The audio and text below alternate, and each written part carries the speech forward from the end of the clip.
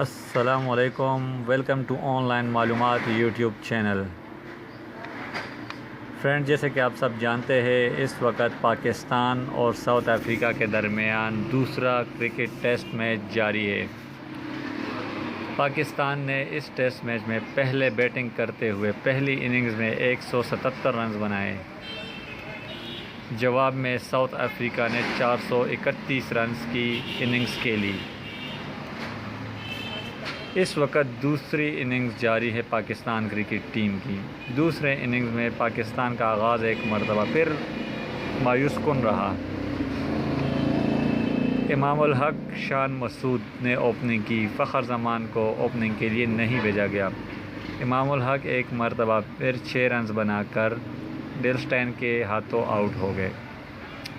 शान मसूद ने एक मरतबा फिर ज़िम्मेदाराना बैटिंग करते हुए 110 गेंदों पर 61 रन बनाए। अजहर अली भी नाकाम रहे, 13 गेंदों पर सिर्फ़ और सिर्फ 6 रन बनाए।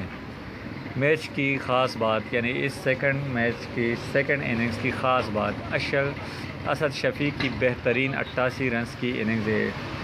असद शफ़ीक ने 88 रन बनाए और 118 गेंदों का सामना किया। उसके साथ बेहतरीन शराकतदारी कायम की बाबर आज़म ने।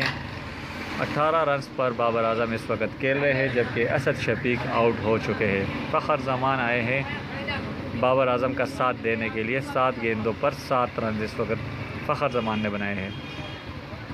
असद शफ़ीक ने बेहतरीन बैटिंग करते हुए 88 रन की इनिंग्स खेली।